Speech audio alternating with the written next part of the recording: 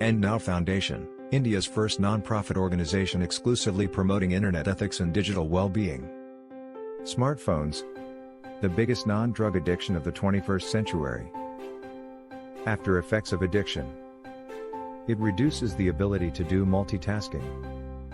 You're more vulnerable to metabolic syndrome and eye strain.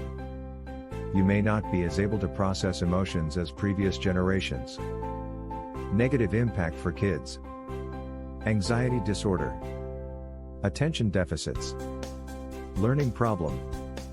Childhood depression. Speech of language delay. Negative impact on character. If your smartphone has made you its slave, then here is a step-by-step approach to detox from it. Disable notifications on your smartphone. Charge your device outside the bedroom. Access social media from your computer rather than using your smartphone. Keep only important tools on your home screen. Keep your phone away while having meal with family and friends. Have a device-free meetings.